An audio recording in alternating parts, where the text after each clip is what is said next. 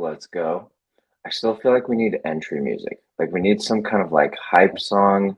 Ben's got to get the sound design people on making us like an intro something. I thought we usually have a countdown, but today I didn't see the countdown. It was strange. There usually is, but I think I don't know what just happened. Guys, we will become professional streamers after we make an amazing game, but I think I know which one you want us to prioritize. So, Town Hall. We are just a few days in. We are coming live both as a game and a community, and obviously here on the stream today.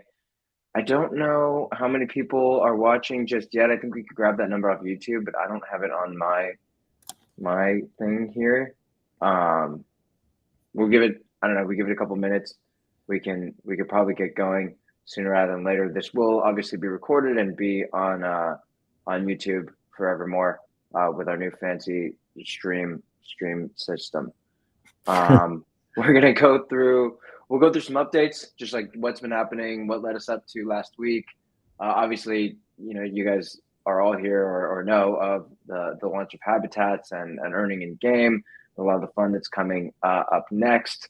We will be hitting crafting, roadmap. We've seen a ton of questions come in. There's a wild volume of conversation happening in the server over the weekend. Thank you all for being here and being excited. And then, of course, at the end, Ben has state of the game to share a little bit of what's coming up and next, and what you can get excited for as we progress through the end of the summer here into phase 2 of the roadmap.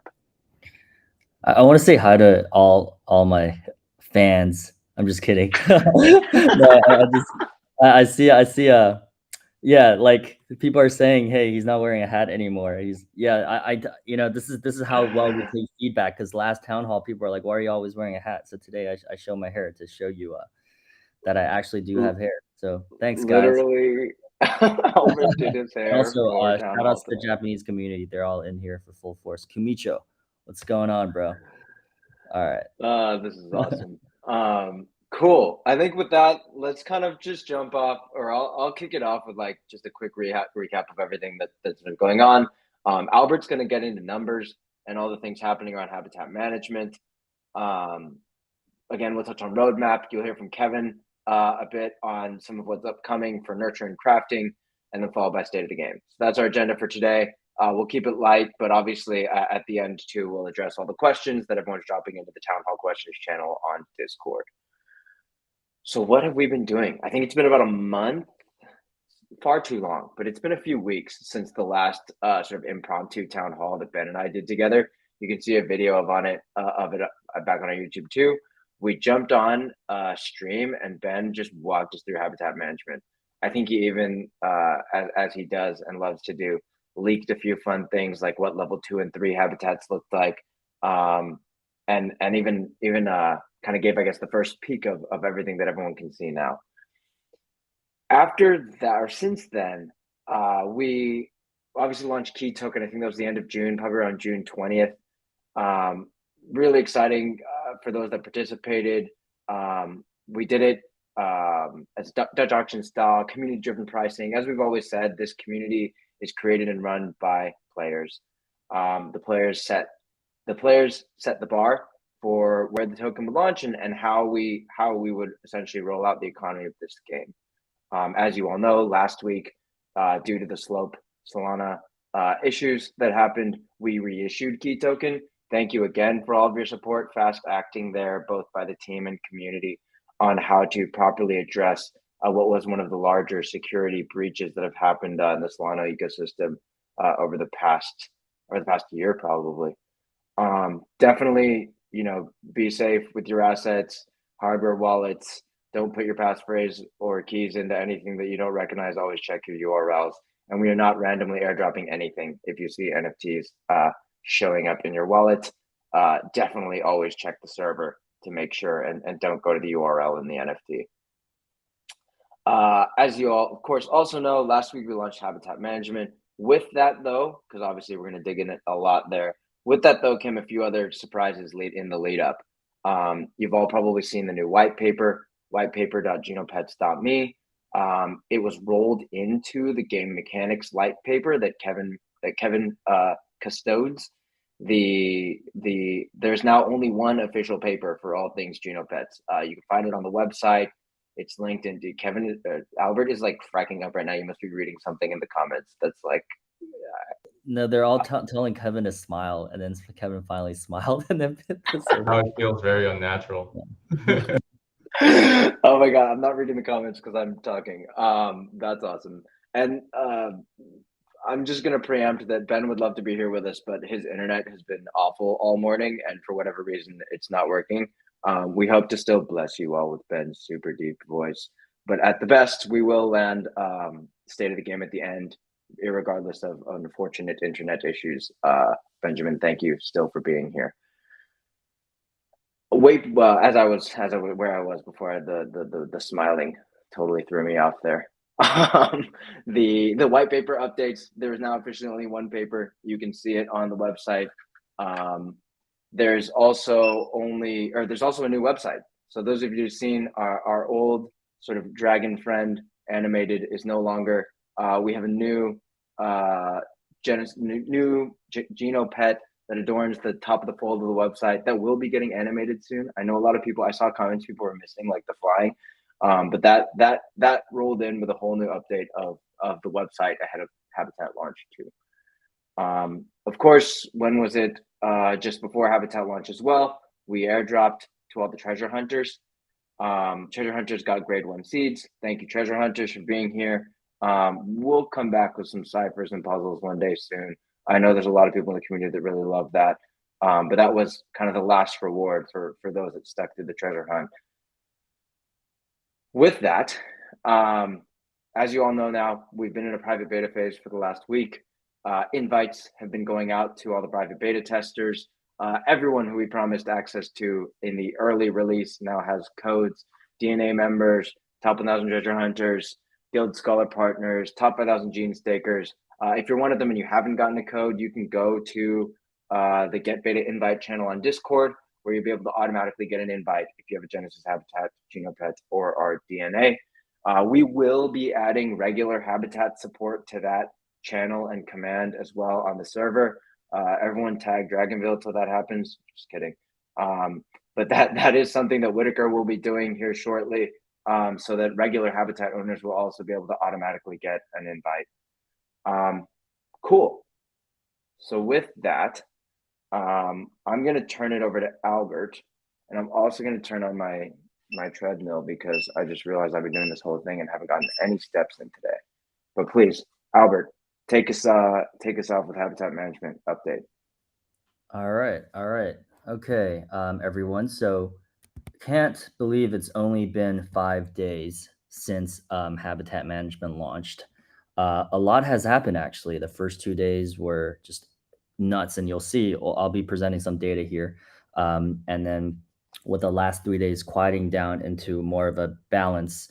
And I remember that we probably had record interactions on Discord. I had to jump into Discord for 5 hours, I think, on Sunday to talk to some of you guys. So here's, as promised, cold hard numbers that you yourself can also find, because we designed this to be all on chain. So I think some people have already built Dune Analytics dashboard, but we do have our very own indexer that we've built with the help of our friends at Solana FM. So shout outs to them. Anyway, so five days of Habitat Management. And you'll see we started the first day with 6,000 active users, very quickly going up to 7,000, then kind of flattening out around 8,000. The definition of active users here are people who are interacting with the Habitat Management interface. However, the actual number of habitats are the ones refining crystals and also harvesting key. So you can see the numbers here. The active habitats have been growing slowly, but not by much. So there's a lot of people saying that, oh my God, there's already a ton of habitats inflating the hell out of the market. That really isn't the case. In fact, you'll see that we've burnt 11 million key in just 5 days. Now let's break that down. What does that look like exactly? Well, for the first 2 days, we burned about 8 million. And that makes sense, right? If you see, we started off with 6,000, 7,000 players, and people immediately got to upgrading their habitat. So you can see here, it's as we've designed. You can see that players really value upgrading their habitats, and most of the key burning is there. Terraforming, not so much yet. We'll get to that later. And refining crystal is just a maintenance burn. So it's a very small percentage of the total key burn. Now, if you look at the total for the past 5 days. Now, 5 days is not a lot of data, but it gives us an idea of like where people's heads are at. Now you have crystal refinement, which is 3% of all the total key burned, and you have 21% from terraforming. Then the rest, a whooping 76% comes from habitat upgrades, which means the tail of a habitat's key burning is fairly long. When it first burns key using terraform. So when it's terraformed, it burns key. And then afterwards, there's 2 more stages of key burning that it can do. And this is very important to note because so far, I would say, I think 95% of all guild habitats are still dormant, or not dormant, but not activated. So once that activates and more people start actually interacting with habitat management, you can see the habitat upgrades will start coming back again. Now, another point here that I wanted to mention is crystal emissions. So this is something we're watching very closely. As you can see that one of the biggest questions that we've gotten in the last few days is how come there's so many crystals in the market? Is it because we have tens of thousands of crystals being minted? Well, the answer is no, that's not true, but we do still have a lot of crystals being minted because a lot of people have upgraded their habitats. So they are now refining 2 or 3 crystals a day. This is designed to be offset by the repair burns. As you can see, not a lot has happened here. And this is, I've addressed this in Discord the other day, but I want to just put it on the record here, which is, I believe this is because we now allow repairs in bulk. So then people kind of time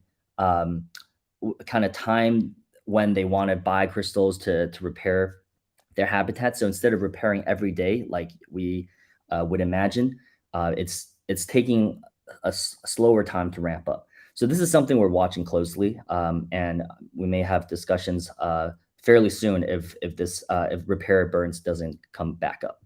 If repair burns come back up, then we're good. Either way, I think this is something that, as we've mentioned when we designed the light paper and the white paper, is something that we're building in public. All the economic data is on chain, and we will review everything that we see are things that we can tweak. And this is something that I think that's where my main focus is on right now. Now, as for Terraform burns, you can see it's also slowing down here, and that's what I was going to get at next. The main reason here is that there aren't anybody new joining the game right now because we promised the beta testers, the original beta testers, a 7-day head start, and now we're on day 5, going on day 6. So when that happens, once 7 days passes, we'll have an entire campaign around invite codes to come throughout all our partnership channels and marketing channels, which Jay can get to after a little bit. And that's all the data I have for you guys today. I'll address some other points here. Let's see. Thanks, Albert. I think just to summarize that whole thing too. What I was most excited for, having seen some of that data when Albert was pulling it this weekend, which again, reminder to everybody, habitat management is purely on chain. The way this was architected is to be fully built in the open. Anybody that's got FUD about oversupply or anything else going on, go look at the data before you have a massive conversation. Like that, this is all in the open and there's nothing to be hidden here. You can see how many habitats are being used and what people are doing. I was really excited to see the amount of growth potential there is, given how much action we already had in the beginning, and that there's still so much room for the various mechanics which haven't even rolled out yet to make a huge impact on the overall sustainability of this economy. And I think that's something that Kevin and Albert certainly are most attuned to, with a lot of the game mechanics and the way we've been structuring just the overall growth of this game. I'm going to, I guess, transition us over to talk a little bit about the guild issue. I think a lot of people have been talking about the guild habitats. Albert, if you wanted to jump in there, and certainly I can talk to it from a bit of a partner's perspective. Just to frame this again, remember everyone, these guilds are literally like we call them partner guilds for a reason. I've spent the better part of the last year meeting with, talking to, coaching, getting these groups of players onboarded for the best of this game's economy. It's as much of a relationship as it is my relationship with the community. I spend a lot of time making sure that we have ensured the custody of this economy into the hands of people that are willing to play the game and excited to grow it in a sustainable way. I think Albert, can get into a lot more of the numbers and the things that have been happening there. Yeah. So around 30,000 and change of guild habitats were minted across 32 guilds. This is something that's on chain, so there's full transparency there. However, one of the things that we must know, we must note over and over again is that most of them are not being used right now because guild habitats were purchased. Actually, many of them were purchased before the launch of Gene Token. Even a lot of these investments were done before there was there was even a game. Yeah, there was even a game or even the fresh idea. So that's one part to take note of. These are purchased very, very early on, and also they are purchased as a customer acquisition, basically a player acquisition partnership, right? The role of a guild is to onboard players. A lot of players who are in the free to play track, if they want to experience the play to earn side of things, guilds are partners that will bring them on, educate them, help them out. So a huge part of this you can consider as player acquisition. Now, in line with that, these guilds cannot be used until they actually have scholars using them. So far, out of all the guild habitats that we've seen, there's only about 2,000 that have been assigned, and not all of them have actually been harvesting. As you saw the data earlier, there are fewer than 3,000 or 4,000 habitats actively harvesting and refining at this time. Now, if anything, I think we've done a lot to minimize the impact of the guild habitats on the economy. They are minted in their own collection and they cannot be sold. Now, once they start getting activated, they also require a lot of key and a lot of crystal to be maintained. So Jay, these are my thoughts. Jay, back to you. Yeah, thank you, Albert. I think just to be really clear there too on the last part, like in their own collection, yes, there was a brief moment where Magic Eden slipped up and they were listed on Magic Eden. That was resolved within the day. There's been a lot of conversation around the guilds trying to sell them, which is also just categorically not true. I work with most of them. There will always be a handful of people that have a certain opinion, but there is not anywhere that a mass amount of these are being dumped on the market. And in fact, specifically working with Magic Eden to ensure there isn't a collection has been our promise from the beginning. So again, please guys, trust in us to be building in the open, trust in us to know that we're only making these decisions to do the best by the economy and future growth of the game. As always, we're here on the server, like we're here in town hall. Ask your questions. If there are any concerns, let us know. But please do your research and look at what's going on chain before spreading rumors of what is not true at the moment. But yeah, with that, I think the other section there that I know people are really excited to hear about is the cheaters and what are we going to do with the people in all their steps.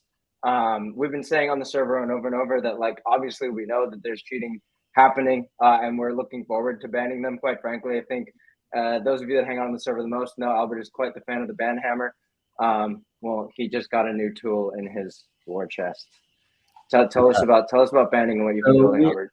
So actually, we've been analyzing a lot of the cheater behavior. There aren't actually that many. There's fewer than 100 so far, but they ruin the game for everybody. So a mass ban is coming for all the cheaters. They are getting, they're getting account banned. Their energy set to 0. They're going to be removed from the leaderboard. All the key they've harvested will be revoked. their address will be banned on chain. Their pets will be reset to the beginning levels. And these are all the measures that we're doing so far. But in the future, there's a potential that we may also suspend their habitats if it gets too bad. So that's where we're at in terms of cheating. And do you want to talk a little bit about like the tech behind what you're doing for the cheating and how you're analyzing some of that data? Just, I know there's a few people probably curious out there. Some of that's obviously your secret sauce, but as much as you're excited to share. Yeah. So, I mean, there's just a lot of data analysis involved. A huge part of it is cadence. So just making sure the cadence matches what is proper and regular human beings. And also, a huge part of, I don't want to give away too much, but a huge part of what cheaters do is that they just use pendulum swingers. So it's pretty easy to spot that pattern. Yeah. Again, think of it like machine learning and an algorithm. We will have to tweak it. I think it's best to start the game with it not being over punitive. Intentionally, we wanted to grab a few days of data before I ended up dropping a hammer. Like, this is why there's a minimum 7-day waiting period for anybody to get their key. We will always have that window to analyze this data and figure out who should be kicked out or not.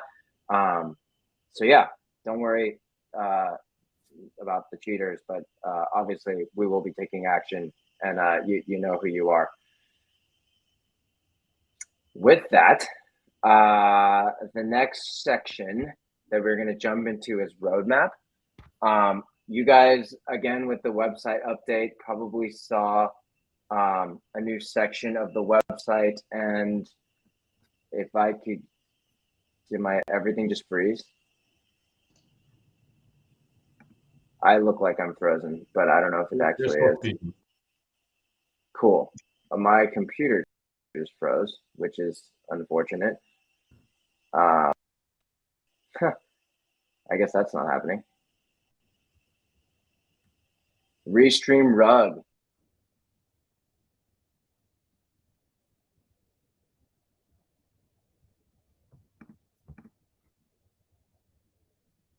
Okay.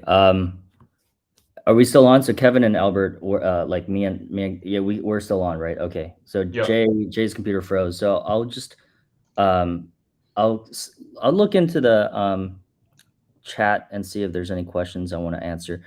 Okay. So what prevents guilds from dumping their key? That's a good question. Can we put that question up here, backstage? Okay. Well, if you can't find it, okay, there you go. That's a really good question. The answer is they don't have any. They have fewer key than any users because they didn't buy any key. So in order to get key, they have to first get scholars, onboard scholars. Yeah, they have to onboard scholars, and then they have to harvest them, and then they have to upgrade their habitats and refine crystals to prevent their habitats from decaying. So if you look at all the people complaining that, oh, they're earning too few key over the course of the game, it's because we've controlled the inflation ratio. So for guilds that don't have key, they literally don't have any to dump, and their inflation rate is so low that it's just like any other player. And at a high level, I would just add that technically there's nothing that can stop anyone from selling their key. That's the whole point of Web3. If we really wanted to create that kind of game, it would be a completely different kind of game where you couldn't even take the token out of the system. I think the game we're building, there's always the risk that any player can do what they want with their assets. The way we view it is that we have to build a game that's compelling enough for people to want to put those assets, keep those assets in the game, and to use them to continue to explore what we're building. But that's not something that you can just control with an algorithm or with a set of criteria. I think it just kind of relies on us continuing to build the game. I see Jay popping in and out. Jay's internet is still off, so let's pick out some more questions. We gotta roll with the punches. Restream has been acting kind of funny today. When I got on, I had to open up an incognito window. So let's see here. I see when crafting a lot. Yeah, that's coming up next. Do we have one? Oh, yeah. That's coming up next. We're in back-end testing and just architecture refinement right now. As mentioned before, everything that we do is fully on chain. There's an advantage to that, but there's also a disadvantage, which is that it requires a lot of testing. And that's what happened with habitat management. Through our initial testing, there were a lot of things that were discovered by the community, by our mods, and by internal testers. And so that will take a little bit, but that is coming next. And I can't say a date right now because that always leads to people speculating or just you know more when questions. So we're working. That's our top priority right now to get crafting out as soon as possible. And Jay is back, but he's stuck in this weird. Yeah, I'll touch a bit on crafting and nurture and some of the roadmap stuff. Jay was going to get into this in his slides. Oh, Jay, are you back?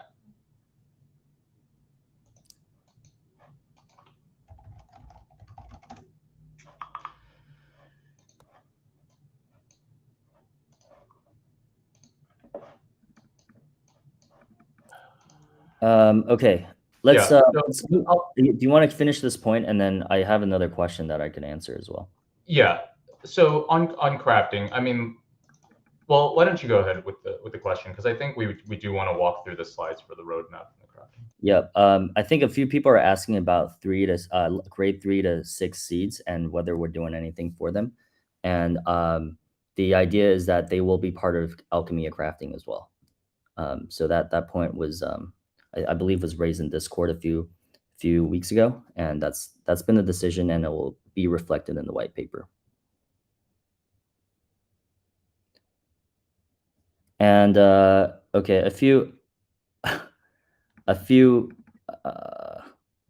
okay, what are the actions to avoid when getting steps to prevent your account to be banned? You want to know how to avoid it?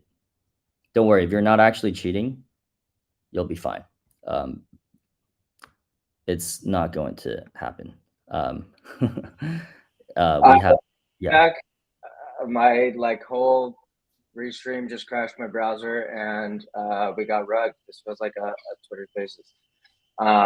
Just kidding. For those that have been following the Spaces that I usually do. I share again. I was going to. Oh, Ben's here. I was going to just share the roadmap on the website because this is a big part of where we are and what we've done.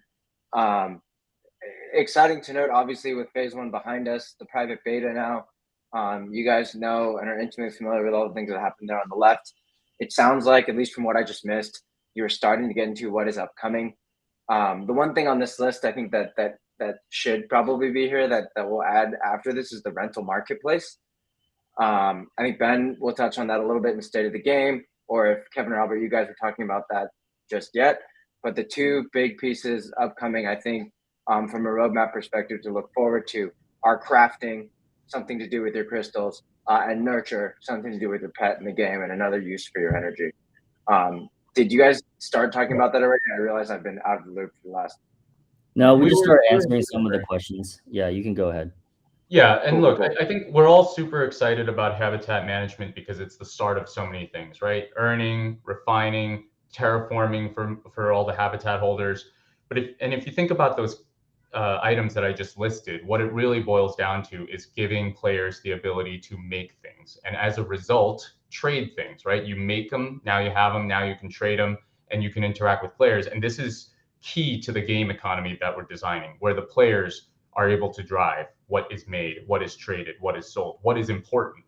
Terraforming is a good example, the ability to make habitats, but we have to remind ourselves this is only the beginning. This game was never, ever meant to be a game about building and selling Genopet homes. That sounds kind of cute, but doesn't sound very fun in the long run if that's the only thing you can do. And so crafting is the next sort of big piece of this that we had to establish first the foundation for with habitat management. And crafting is going to allow players to not just make habitats, but make really almost any other in-game item that will have utility within the game. So cosmetics, augments, which are the ability to swap out and customize your Genopets body parts, If you ever wanted your Genopet to have wings, or if you wanted your Genopet to be a different color, these are the items that you're going to want in order to make your Genopet truly your own. And then, of course, with nurture coming down the pipeline, it's going to require food, it's going to require toys, all of the different items within a game that you would expect from a normal game, that your character would discover and have to acquire within the game. All of that will be present, but we're going that extra step further and giving the players the ability to make each and every one of these items and trade them, because that's the sort of player-to-player economy that we're building. And one note that I'll leave here before we jump in and actually start to look at some of these items that we have coming down the line that you guys will be able to make. To me, it's kind of like building a house. Habitat management and the underlying mechanics of how steps, energy, and key is all going to interact. It had to be built and launched first. Just like when you're building that house, you have to lay down the plumbing and the wiring and the structural supports first. But, you know, we'd be kidding ourselves if we said that that's the game in and of itself in a nutshell. There's so much more to a home than the plumbing. There's so much more to what the habitat can do and the role that it will play within the overall game than what we have revealed to date. So I want to celebrate what the team and the dev, especially the product and dev team, have accomplished thus far. But so excited to show you guys what's coming down the pipeline, because this is really about opening up the doors to the rest of the Genoverse. Did we want to walk through some of the state of the game slides at this point? Yeah, I think the only other big thing to address, I'm seeing come up in the questions a lot, and I know we wanted to touch on before, is new players coming in, right? Like with this phase of the roadmap, the biggest thing coming now is that the private beta head start is over. You know, well, it will be over. Everyone was promised a 1 week head start in private beta, and invite codes will be used to invite players more frequently. I would expect it to be in the thousands for one of the things, like on a regular basis. But one of the things that we are looking at very closely, as you've seen from Albert's data, is what is being done. What is the free side of the game look like, and players that are just playing, and how many players are actively using the Web3 side of the game. So we're going to look at this to try and balance the economy and grow sustainably. If 300,000 people showed up in the game today, it probably would not be a good thing. I think you could all agree. Yes, there are more than 300,000 people that put their email address into the website and join the wait list, but those people are not all going to get invited today. We're excited for those who have been there for months. Those of you just learning now, thank you. We will have different sort of criteria that we look through on how we're inviting people. To be honest, it's just going to be an increase over time, sustainably, starting as soon as the private beta head starts over. Remember, we're just getting started. Our goal is to grow this game sustainably, to support long-lasting, fun, and rewarding experience for everyone in the game. It's going to be wrought with ups and downs. It's going to be wrought with unknowns and things that happen that we didn't expect. But guys, just like what happened a week ago with Slowball and the craziness of reissuing Key, like I think we've proven over and over that we are a team that is more than willing to build in the open, more than willing to take community suggestion, and absolutely wants to work with you for the future success of this game. With that, enough of all of us talking and just doing the not as fun things. Ben has prepared an amazing presentation that shows you all the fun things we're looking forward to, even a little sneak peek at the end with what's coming next in the game. All right. You guys can hear me? Yes. Yes, finally. All right. Yeah, it was nice listening to everyone, though. All right, less talking, more showing. Eunice, go back to slideshow. It's slideshow time. All right. State of the game, June 17th, 2022. It's August 15th, actually. Oh, yeah, actually, yes. Wait, yeah, that is the wrong. You've officially lost track. Old presentation template. All right. So, as a lot of people in DNA and in some of the sneak peeks and the status reports have been showing for the past couple of weeks, we are full steam ahead on the genotypes, and most importantly, what that means is things you can do with your crystals. So, showing you here, you can go ahead and the next slide. With genotypes. Oh, there we go. So now that we have habitats out in the wild, now that you guys are able to harvest your key and refine your crystals, what do you do with all that? And so that is what we've been hard at work on pretty much at the same time that we've been building habitat. and habitat management, which we'll get to in a second. So as you guys know, we have our 5 elements, and your pet can become that element depending on which crystal you apply to it. So here we have a neutral genotype, this Genopet that does not have an element applied to it.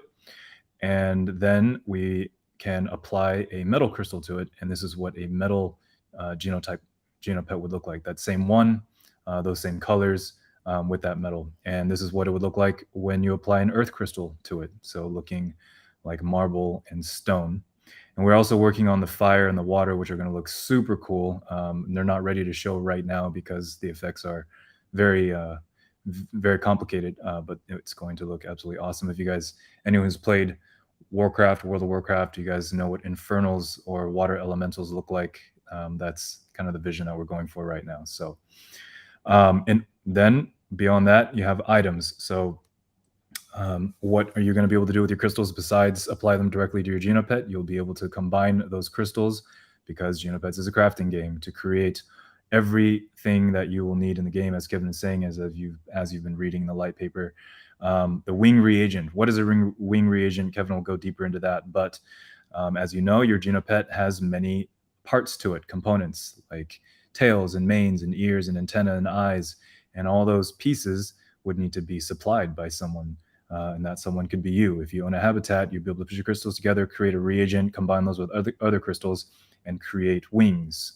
And the next reagent will allow you to create the next reagent, antennas. And you can just cycle through these, so you've got the antenna reagent that we've designed from, you can see on the top left there, that's the sketch to vector to 3D outcome. Keep going, Eunice. There's a tail reagent. Just keep going. Horn reagent. All of these ear reagents. So these all take weeks to make, from ideation down to the 3D. And we're not quite even done with getting those liquids. Are going to look a lot cooler as well. So you can look forward to seeing those in the marketplace at some point once crafting is available. And of course, probably a lot of you, if you're like me anyway, aren't necessarily in love with the color of your pet, even though you are absolutely in love with the pet itself. So we have the AdSynth Chroma Crystal. This is to change the primary color of your Genopet, so you will be able to do that. And the Subsynth Chroma Crystal, which changes the secondary color of your Genopet. You will also be able to do that. And of course, the Lume Crystal, to change the light lines on your Genopet, or what we call the Lume seams. Continue. And of course, you're going to want to be able to do things with your pet, and you're going to need things to use to play with your pet. So we've got a bunch of toys that you'll be able to craft. You'll have this ducky, the cyber ball. You'll have the fidget spinner that you can throw at your pet, puzzle sphere, yo-yos, folded planes, and cyber football if you're into that. And of course, all of those things you just saw, whether it's the reagents or the toys and food that I didn't cover here, will all need to be crafted. So we are hard at work on crafting. This is a very early sneak peek. We're much farther along than this, but I just wanted to show you guys some of the stuff that goes into building these features. We have to start from ideating the flow and making sure that all the logic makes sense and is in place, and then build that out for all the different platforms, whether that's on desktop or mobile responsive. So we are done with the UX at this point and moving into UI, and also building the logic for that. And of course, given where we are right now, everyone's got their habitats, and a lot of people ask, how can I play the game? I can't get a habitat. Well, that's fine, because very soon you'll be able to rent your habitat. And we're building, again, another state-of-the-art platform that allow you to do this. So not only, just so you guys know, I mean, spammers going to spam, but at the end of the day, we're not just building a game. We also have to build all the infrastructure. We're basically building a Web3 Airbnb for homes that we also created that are procedurally generated for you to be able to rent out to other people. So there's a lot of infrastructure that has to be built here, and a lot of interfaces to make really, really complicated functions easy to use for you guys to be able to get maximum value out of these assets that you bought. So of course, we do this all with love. So here is a preview of the marketplace. And from here, you'll be able to lease, you'll be able to rent as an alchemist, and also rent as a harvester. And from here, some shots of what it looks like, what each of these habitats will look like. On the left there, this is if you're a landlord and you've got a habitat. On the left there is how you would see your habitat and how you would list it. You can set that royalty and then list it. You can also set your rent. And then in the middle there is what it looks like when your listing is live. It's out there ready for someone to come and be your alchemist or your harvester. And then at the end there, what it looks like when you have already leased it to someone. And you can go ahead and view that in your inventory. Here, this is what it looks like on the other side. As someone who wants to become an alchemist, you can see the habitat, the subhabitats attached to it. You can see exactly the lifespan of the habitats. You can see exactly how much you'll have to pay for it and how many crystals you're going to get with it. And you can go ahead and choose to proceed with that and become an alchemist. Same thing with being a harvester. Same simple flow. So we've condensed a lot of really complex functions and a lot of complicated information in a way that ideally is very easy for you to digest. And of course, we'll continue to take your feedback and make sure that this is all as foolproof as possible. Not that any of you are fools by any means. Next. And so a lot of you have been very excited to have habitats. And we are hard at work at making sure that you can experience and see your habitat in the app. And a big upgrade that you're going to be seeing soon, this is a preliminary export of what's happening in Unity, is our default scene. This is not a habitat. This is just what your screen is going to look like if you don't have a habitat. But we wanted to give your pet an actual environment to be in rather than just this sort of Tron void, which we felt was a little bit dry. And so you've got a little patch of grass to play around in. We're going to make this look better as well over time. But this is also a preview of what you can imagine what your habitat will look like with your Genopet. Obviously much cooler than this. So if you get tired of looking at an empty patch of land with some dead grass, you might want to get a habitat and then, get some key while you're at it. So, and that is the state of the game, a very tiny smidgen of smidgen of what we've got cooking. But long story short is, if you're worried about key and you're worried about crystals and you're worried about your habitats, don't, because you're going to be very, very busy with all those very soon. Just hang in there. We have literally just begun. That's it from me. Thank you very much, Jay. Back to you for the weather. That is amazing. That sneak peek at the very end is what I'm most excited for. I think it's hopefully, fingers crossed, going to be a number of days or less until that version is out to the rest of the community, so we can all start seeing our habitats in a nice terrarium, or habitats, Genopets in a nice terrarium, followed by, of course, your actual habitat being in the game. Lots of fun in store. Thank you, Ben, as always, for your sneak peeks. If you're not in DNA and you're wondering what DNA is, the number one reason to be in DNA is probably to see all of those things before everybody else does, when Ben likes to show up and drop all of his teasers. I'm looking through questions. Sorry, go ahead. Big shout out to DNA and Chun Chun is our DNA pet. Someday we will show the rest of the world Chun Chun, which we we created Chun Chun together. DNA has its own Genopet. Really? Okay, I even missed that one, but that sounds cool. I want to, let's see. I pulled some of the questions earlier that were coming through Discord. Eunice, if there are other ones that we should address, maybe look at it in our doc. I'm going to throw a few out there that I think are worth covering. I think one of the biggest topics is around key, and just like someone was asking about a lockup period around key. There is the gene staking vested airdrop happening for gene stakers that are receiving key token. There is a 7 to 14 day locking period on when you get your key from the game. I don't know about shortening that seems like a terrible idea. I'm not really sure where that came from. I think, Albert, maybe if you want to speak to why some of those parameters exist.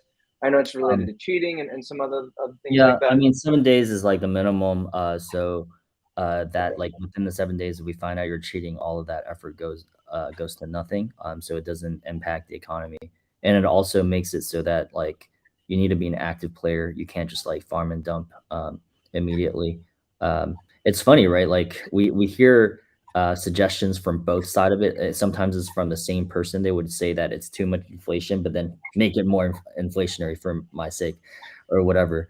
I think the key to the general idea to know here is that we're trying to build something sustainable. As you can see, what Ben was suggesting, we're only touching the tip of the iceberg here. We're not trying to grow super quickly to the point where everything collapses. In fact, you would even argue that like what happened with the launch was probably way more popular than we thought it was going to be, and that that caused some issues. And even then, it's been a wild journey. Even though the beginning was just super hyped. So I think we just need to be sustainable at every turn, and suggestions like this are welcome, but for the most part, we will always skew towards sustainability. Awesome. Yes, thank you. Obviously, there's a lot of things to do with your key. We've just been going through a bunch of them for the last 45 minutes. Do you have plans to add more value to the Genesis Genopets and habitats in the near future? I can take a little bit of this one, because it's one of those things where, like, especially on the Genopets, people have had Genopets, and shout out and so much love goes to the OG Genopet holders that have had them since November, early December. I'm like so long ago, I can't even remember exactly the date when the first Genopets were hatched. Genesis Genopets haven't always been the first owners, the most OG of the community. We've always said when we do start doing airdrops to asset holders, that's something we would look at Genesis Genopet owners first. They are and have always been the OGs of the game, and the OGs of the community. Genesis Habitat owners. Genesis Habitats have a very unique set of other abilities. Certainly, you got to play the game, that treasure hunt game anyway, to acquire it, and you were the master puzzle solvers, at least the original owners of the habitats. But I think the most underrated thing about Genesis Habitats is obviously you get a little bit more key, but the ability to make multiple types of crystals. Yes, Dude, it's a really so underrated value thing. It's really underrated. Unless you plan on having 5 habitats. Sorry, Ben, go. I know you and Kevin both talk about this till if our we faces added are blue, but like, if we added any more value to Genesis habitats right now, they would be way too OP, because the only reason, once crafting is live and once you're able to do things with your crystals, you're going to realize just how insane of a feature being able to produce every crystal is. Now, if at that point it still isn't, we can have another conversation. But honestly, like, don't sleep on the fact that the Genesis habitat can produce every crystal. I do already the only habitats that let you organically create habitats of other elements and then maintain them as well. You realize, like, if you currently have a primary that's of a certain element, if you ever wanted to invest in a different element of a habitat, you would have to go out into the marketplace or find ways to procure crystals if you wanted to do more with it. But the Genesis actually opens up the doors for almost every other element. It's already very, very powerful, I think, and you'll see that it only becomes more true as we release more crystal utility. Yeah, I was gonna say also, I don't know, this is in the white paper, but I don't know how many people actually know this. If you add a regular habitat as your subhabitat to your Genesis habitat, you gain the ability to refine more crystals in the Genesis form. Meaning, like, let's say you have a regular habitat that's fire crystal, but then you add it as a subhabitat of a Genesis. That one crystal that you can refine every day becomes all elements. You can choose any element you want. So there's a few ways to like really take advantage of a Genesis habitat. And on that note of Genesis Genopets and Genesis habitats, I answered this on Discord the other day. They will all these two collections are always going to be the most important collections for us. We're not the type of project that will be like, hey, we're going to do an airdrop for no reason, just so people will rush to buy it. When the time comes for features that will be released where an airdrop would make sense, Genesis Genopets holders and potentially Genesis habitat owners will get priority over these features. That's the point. The most OG, there will never be any more Genesis habitats or Genopets ever created. So again, And up the to you point and is, how long you want to be here, but yeah. and just so the point is driven home, like we don't just haphazardly create these Genesis things, because we also have to code and build and design all the special functions that come with this. So we think these functions through really deeply, because we have to build all of it for you once we announce them. So yeah, it took a lot of work to make the Genesis things do what they do. Cool. Cool. We can take a couple more questions. Someone was asking about the slowing down on habitat terraforming or changing the amount of crystals needed in the future. We did touch on this a little bit. It's from Khan Fayaz Ahmed. Can we see? It's way back there. I'm not sure Eunice is going to find it. I think it's only a few. Anyway, it's cool. So that's the next thing I'm looking at. We're having. Maybe someone asked it again. Yeah, someone asked it again about 2 minutes ago. It's not a huge deal. Basically, they're asking if we'll increase the crystal burn. We're watching it closely. If it's necessary, we can. And like I said in the beginning of this town hall, the main thing we're looking at right now, because I'm not really worried about key. As you can see, key burn is very healthy, and we're watching the emissions in the future as well. It seems to be easily covered for now. But crystal refinement seems to need a little bit of boost to burn because people aren't repairing linearly as we expected. So this is something that we will discuss. And yeah, increasing the cost, the crystal cost for terraforming is not out of the question either. And a perfect example of we can do and speak with the community, and we can do all of the strategic planning we want. And then when reality hits, there's always a surprise. Like when we were designing crystal refinement rates, spawning rates, and repair rates, we thought it would be like you'd refine a crystal and then you'd immediately want to repair your habitat because you don't want to see it slide into dormancy. The numbers are still the same and the unit economics are still the same. But what we're actually seeing in reality now, as Albert showed in his chart, is people don't want to repair every day. They'd rather just wait and repair in bulk or in batches later on. And so the numbers, the unit economics are still true, but the actual implementation in reality is the pace is different from what we're expecting. So that's the part where I think continuing to observe the numbers and then reacting not too rashly, but methodically and thoughtfully is where we want to be. And just acknowledging that as much as we can plan, reality surprises us and the community surprises us too in terms of actual play behavior. Yeah. Sorry. So yeah, there's one more. So I'll just take some quick questions right now. Yeah, Jay can show that. 3,680 steps for those looking in the town hall conversation. I am walking pretty slow, only about 1.5 miles an hour, because it would be way too distracting otherwise. But sorry, Albert, to cut you off there. Go ahead. Yeah. So there's a quick question by Aluma from the Japanese community. Can somebody who does not have a habitat change their key to energy? Yes. The idea is that we'll enable that later. It's actually in the works. And then you had another question up, Eunice, earlier. I'm happy to answer that as well. But then there's also some guy spamming the fact that we sold to guilds. Can we answer this again for the We answered it many times. It was not for $20. It was actually way more than how much you were able to mint it for as the community. And secondly, 35,000 habitats are not dumping 1 million key. Go look on chain before you make stuff up. That is just absolutely categorically false. There have maybe been a handful sold individually on shady marketplaces. There may have been some sold OTC. Obviously, we can't stop that. They are NFTs. People can trade them.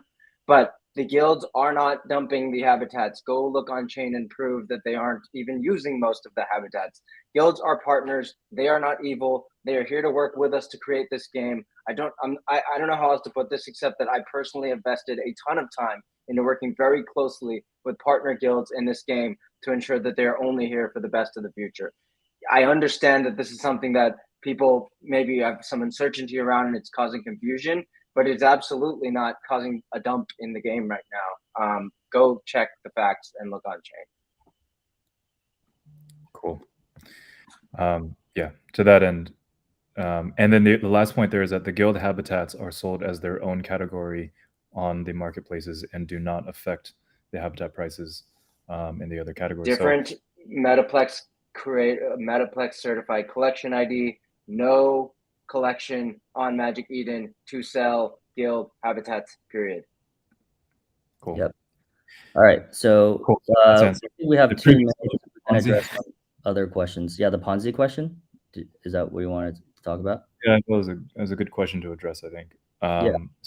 Happy to, yeah. Albert, Literally go ahead. everything we're doing here in the game design and what Ben has been talking about is to get rid of it. Now, has X to earn has been tied to Ponzi frequently?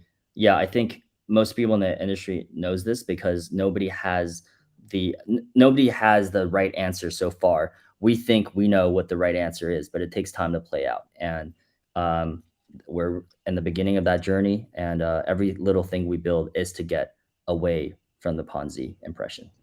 And if there's one thing that I think people can take away from this question, even if you don't agree with the direction that the team is taking, or you think that maybe some of the decisions aren't optimal, understand that if we do what has been done, we know where those roads will end. So we owe it to ourselves to try things that we think are going to work. And sometimes that means it's going to look radically different from what's been done by other companies or previous players. We want to learn from our predecessors, but we want to surpass them, and we want to establish new definitions of success for this category. That means we're going to have to do things differently. And sometimes it's not going to seem like it's going to quite make sense at first, but hopefully if you listen to what we're saying, if you read what we're writing, you'll understand that a lot of thought has been given to every single decision here. Yeah, I would say that it's two sides of the same coin, right? If we were to go Ponzi, then yeah, you would be able to see Gene and Key price go to the moon probably like next week. But we all know what happens right after that is that we will come crashing right back down to earth. So there is a reason for the controlled. We're doing a very controlled growth, and we don't want to build an economy that's entirely based on user acquisition, as Jay and Albert and Kevin and I have been saying in pretty much every interview. The idea here is to create a sustainable economy where people can buy and sell from one another, create everything they need. And it's about market volume, transaction volume, rather than number of players just buying habitats to put cash into the system. So with that understanding, we ask for your understanding and your support as we continue to build out this marketplace, build out this economy incrementally. And so you may not see, you might also, but we can't, if we are all expecting and fudding based on the lack of astronomical token appreciation within a couple of days, then that you're asking for a Ponzi. So because we're refusing to do that, you're not going to get that instant dopamine rush necessarily by design, although it could still happen because everyone wants to speculate, and that's up to you guys. Yeah. All right. With that, I want to just answer some of the actual game-related questions. There's one from you, which is, does the none attribute exist as an augment? And yeah, so no, it does not exist as an augment. The state without augments is none. You can remove existing augments. I believe that's what he's saying. You might have an augment that you don't like. You will be able to remove it in the future. All right. I don't think there's any more questions there. Yeah, I think, again, I just want to emphasize, go look at the white paper, see our perspective on sustainability, understand that there's a lot more depth and strategy and just things to do in this game than your typical game that hopefully ends up being just fun. Because even if there was no crypto in this game, honestly, I think we'd be walking around taking care of our pets, feeding them and battling with them, with or without the game, or with or without the Web3 side of this. So we're excited for you to use Web3, to build this game with us, to create this economy with us. But guys, it's going to be a journey. It's certainly not going to happen overnight or this weekend. Please stick around as you have been, and we're excited to keep growing together. We'll see you on the server.